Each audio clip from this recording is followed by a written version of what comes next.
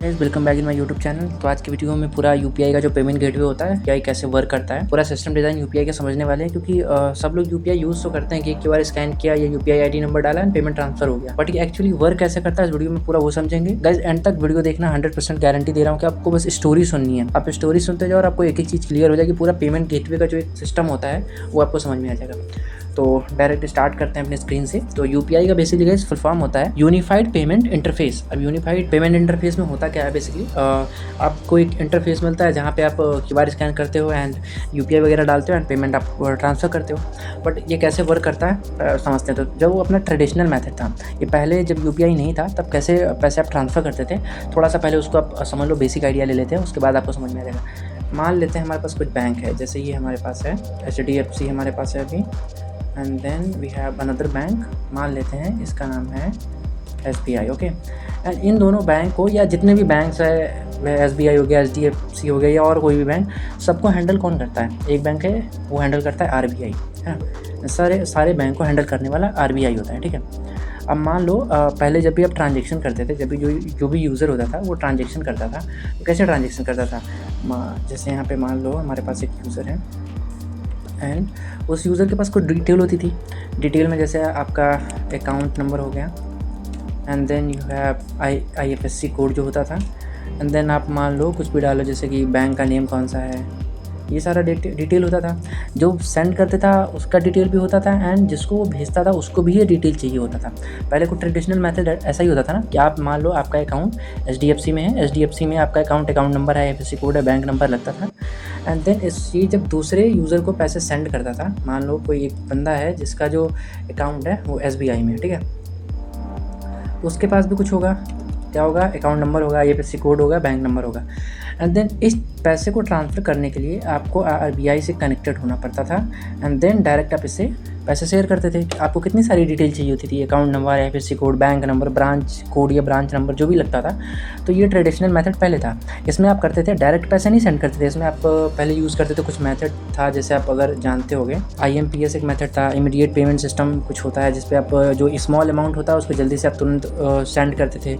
फिर आपके पास एक NEFT था। अब NEFT भी एक पार्ट होता है, जैसे जो आप अमाउंट होता है उसको 1-2 घंटे लगते थे, इससे भी आप पैसे ट्रांसफ़र करते थे। देन नाउ आप RTGS आपने सुना होगा। RTGS में भी आप जो बड़े अमाउंट होते हैं 2 लाख, 3 लाख, 4 लाख, तो ये आप करते हो एक अकाउंट से दूसरे अकाउंट में पैसे ट्रांसफ़र करने के लिए। ओके, नाउ जब UPI आया, ठीक है, अब ये पहले हमारा ट्रेडिशनल मॉडल था, पहले हम ऐसे पैसे शेयर करते थे। बट जब हमारे पास UPI आया तो UPI में क्या हुआ समझो आप, हमारे पास एक मेन इंफ्रास्ट्रक्चर आया जिसको हम बोलते हैं NPCI, ठीक है, NPCI। अच्छा, NPCI का फुल फॉर्म होता है, थोड़ा सा इसको देख लेंगे, National Payment Corporation of India. Okay, and now ये बेसिकली क्या है, एक इंफ्रास्ट्रक्चर है, एक ऐसा secure and closure infrastructure network है जो किसी को API अलाउ नहीं करता है। ये कम्युनिकेट सिर्फ ट्रस्टेड नेटवर्क पे ही करता है। जो इससे अटैच ट्रस्टेड नेटवर्क या ट्रस्टेड बैंक होते हैं, सिर्फ ये उससे कनेक्टेड होता है, सिर्फ उसी की API कॉल को रिक्वेस्ट करता है एंड एक्सेप्ट करता है ना, एंड किसी से भी कम्युनिकेट नहीं करता है ना। तो आप समझते हैं ये वर्क कैसे करता है। मान लो आपके पास एक बैंक है, जैसे SBI हो गया, okay, and we have another bank, मान लो कोई भी बैंक ले लेते हैं। यहाँ पर एक बैंक हमारे पास और है, यहाँ पर है एक HDFC बैंक, मान लेते हैं यहाँ पर HDFC बैंक।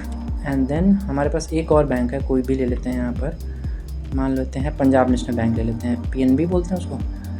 सो यहाँ पर एक PNB ले लिया, है ना। अब ये जो NPCI है ये डायरेक्ट ये बोलता है कि भाई मैं सिर्फ इन्हीं तीनों बैंक से बात करूँगा, बाकी से मुझे कोई मतलब नहीं है भाई। ये जो 3 बैंक हैं इन्हीं तीनों से बात करूँगा, बाकी कोई भी बीच में आ जाए, चाहे कोई कितना बड़ा भी भाई 30 मार खान क्यों ना हो, मैं किसी से बात नहीं करूँगा। इन्हीं की API रिक्वेस्ट लूँगा एंड इन्हीं को एक्सेप्ट करूँगा एंड इसी को पोस्ट करूँगा, ठीक है। सुनाओ समझो आप, जो ये आपका CPSP है, बेसिकली जो ये कैश पेमेंट सर्विस प्रोवाइडर है, जो कैश पेमेंट सर्विस प्रोवाइडर होते हैं, एक बार लिख लेते हैं यहाँ पे CPSP। इसका फुल फॉर्म होता है कैश पेमेंट सर्विस प्रोवाइडर। मतलब जो आपका फ़ोनपे हो गया एंड GPay हो गया, है ना, फ़ोनपे वगैरह या GPay वगैरह जो भी आपका है, ये सब क्या है, गूगल पे, GPay तो ये हो गया, एंड पेटीएम वगैरह जो हो गया, ये सब क्या है आपका CPSP है, मतलब कैश पेमेंट सर्विस प्रोवाइडर। ये क्या करते हैं, आपको एक इंटरफेस प्रोवाइड करते हैं, है ना, आपको एक ऐसा ऐप प्रोवाइड करते हैं जहाँ पे आप क्या करते हो, QR स्कैन करते हो एंड QR स्कैन करने के बाद डायरेक्ट आप उसको ट्रांजेक्शन कर लेते हो, है ना। ऐसा कुछ आपको इंटरफेस प्रोवाइड करते हैं कि नहीं, मान लेते हैं आपका वही इंटरफेस है एंड इसने आपको एक QR प्रोवाइड किया एंड जब भी आप QR स्कैन करते हो तो गाइस होता कुछ नहीं है, उस QR में बेसिकली एक एड्रेस छुपा होता है जो जिसको बोलते हैं UPI ID। आप जब भी UPI ID बनाते हो तो कुछ इस तरीके का होता है। मान लेते हैं कुछ UPI ID कुछ इस तरीके का है, मान लेते हैं यहाँ पे Arvind and UPI and underscore and मान लो मेरा बैंक है SBI में, कुछ इस तरीके का होता है आपका। तो जब भी आप QR स्कैन करोगे तो वो इस एड्रेस पे कॉल करता है एंड इस एड्रेस को क्या बोलते हैं, VPA, वर्चुअल पेमेंट एड्रेस, ठीक है, इसको बोलते हैं। यहाँ पे मैं लिख देता हूँ virtual payment address, full form इसका होता है वर्चुअल पेमेंट एड्रेस। इसको मैंने यहाँ पे हाईलाइट कर दिया, ध्यान रखना आप। तो जब आप QR स्कैन करते हो तो आपको एक एड्रेस पे भेजता है जिसको बोलते हैं वर्चुअल पेमेंट एड्रेस। होता कुछ नहीं, आपका ये UPI ID होता है, ठीक है। तो ये पर्टिकुलर जो CPSP होता है ये आपको प्रोवाइड कर रहा है कि भाई QR स्कैन करो जो जिस भी बंदे का होगा एंड देन आप उसको डायरेक्ट पैसे ट्रांसफ़र कर सकते हो, ठीक है ना। आप इसको समझते हैं। अब NPCI क्या बोलता है कि भाई मैं इन्हीं तीनों बैंक से बात करूंगा, बाकी किसी से मुझे कोई लेना देना नहीं है। ये जो फ़ोनपे है चाहे कितना भी बड़ा तीसमार खान क्यों ना, वो डायरेक्ट NPCI से कम्युनिकेट नहीं कर सकता गाइस, ठीक है। तो ये जो भी फ़ोनपे हो गया, GPay हो गया, पेटीएम क्या हो गया, ये क्या करते हैं हर एक बैंक से या जितने भी इनके पार्टनर्स होते हैं ये पार्टनरशिप करते हैं। मान लेते हैं कि ये जो फ़ोनपे है ये क्या करेगा, जो इनका SBI है SBI से पार्टनरशिप कर लेगा, या मान लेते हैं ये फ़ोनपे जो है इसने क्या कर लिया PNB से पार्टनरशिप कर लिया। सो गाइस पेमेंट गेटवे, जो भी पेमेंट गेटवे होता है वो क्या करता है, पर्टिकुलर किसी बैंक से इसने पार्टनरशिप कर लिया होता है। अब देखो आप इस बात को समझो, NPCI बोलता है कि मैं ट्रस्टेड जो भी बैंक है मैं सिर्फ इससे बात करूंगा, इसी की रिक्वेस्ट को एक्सेप्ट करूंगा। अब ये जो पेमेंट गेटवे है, मान लेते हैं फ़ोनपे है, फ़ोनपे ने क्या किया SBI से पार्टनरशिप कर लिया है।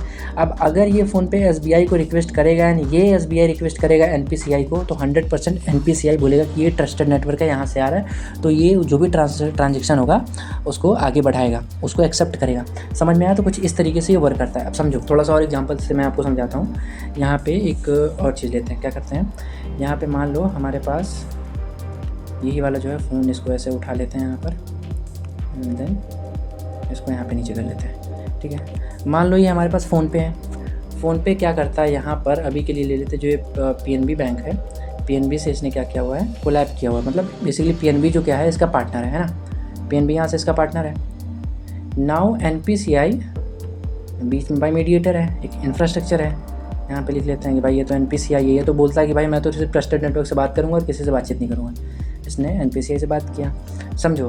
अब ये जो बंदा है इसने आपने क्या किया QR स्कैन किया, आपको एड्रेस मिला, ठीक है।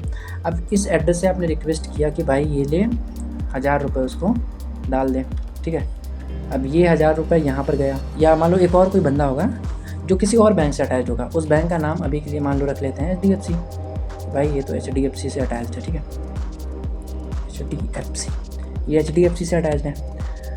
एंड HDFC से एक और ऐसा कोई बंदा होगा जो बेसिकली जो भी CPS है वो यहाँ पे अटैच होगा। मान लो ये हमारा गूगल पे है, ये हमारा फ़ोन पे, ये हमारा GPay है ना। इसको अभी के लिए हम GPay कर देते हैं।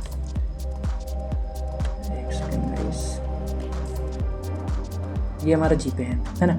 अब यहाँ पर क्या होगा, समझना आप इस चीज़ को अच्छे समझना, ये वाला मोमेंट आप समझना, बहुत अच्छे से समझा रहा हूँ इसको। यहाँ पे थोड़ा सा डेबिट लिख देते हैं एंड यहाँ पर 100 क्रेडिट लिख देते हैं। अब समझो इस बात को, फ़ोनपे ने बोला कि भाई ये QR एड्रेस है, इस QR एड्रेस से जाके जो 1000 रुपये है उसको सेंड कर दो।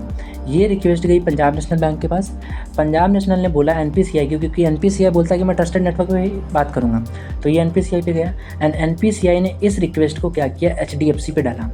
HDFC ने बोला कि भाई ये जो पैसा है इस एड्रेस पे आया है, 100 रुपये आया है, क्या तुमसे वो कनेक्टेड है। अब ये जो HDFC है ये GPay से कोलैब करके रखा हुआ है, मतलब बेसिकली GPay ने जो गूगल पे है उसने HDFC से कोलैब करके रखा हुआ है। तो जो अकाउंट है GPay का HDFC से लिंक है। तो अब क्या करेगा, ये जो बंदा है इसको नोटिफिकेशन दे देगा कि ले भाई तेरे अकाउंट में 100 रुपये आ गए हैं, समझे, नोटिस दे देगा। तो यहाँ पर नोटिफिकेशन आ जाएगा। अच्छा, कभी कभी ये होता है कि मान लो ये आपने पैसे डेबिट किया, जब भी कभी किसी शॉप वॉप में करते तो आपने QR स्कैन किया, पैसे ट्रांसफ़र किए, तो क्या होता है आपके अकाउंट से तो पैसे कट जाते हैं बट स्टिल वो दूसरे के अकाउंट में पैसे नहीं पहुँचते हैं, है ना। तो उस केस में क्या होता है कि हो सकता है कि HDFC का जो है सर्वर डाउन होता है, ठीक है। तो NPCI क्या करता है कि उस केस में जो भी आपका पैसा होता है उसको रिवर्ट कर देता है, मतलब रिफ़ंड कर देता है, बोलता है कि 24 घंटे में ऐसा रिफ़ंड आ जाता है, ठीक है। तो बेसिकली कुछ इस तरीके का ये system design payment gateway work करता है कि जो भी पेमेंट गेटवे होता है गाइस वो डायरेक्टली NPCI से कम्युनिकेट नहीं करता, वो हर एक जो भी बैंक होता है उससे कोलैब करके रखता है एंड वो सारी बैंक जो होती हैं NPCI से कम्युनिकेट करके रखती हैं। तो ये गाइस कुछ पेमेंट गेटवे का सिस्टम डिज़ाइन होता है। थोड़ा बहुत अगर आपको इसके बारे में और समझना है तो आप रेजर पे का ब्लॉग वगैरह देख सकते हैं और भी इसके बारे में पढ़ सकते हैं, ब्लॉगिंग जो भी आर्टिकल्स आप पढ़ के समझ सकते हैं। बट स्टिल अगर आपने यहाँ तक वीडियो देखा है तो आपको थोड़ा सा बेसिक आइडिया जरूर लगा होगा कि किस तरीके से पेमेंट गेटवे एक्चुअली वर्क करता है। तो गाइस अगर आपको ये सिस्टम डिज़ाइन की वीडियो समझ में आई है तो प्लीज़ चैनल को सब्सक्राइब करो, लाइक करो, शेयर करो एंड कमेंट में कोई नया टॉपिक मेरे को शेयर करो ताकि मैं उस पर वीडियो लाऊँ। तब तक के लिए बाय बाय, मिलते हैं नेक्स्ट वीडियो में।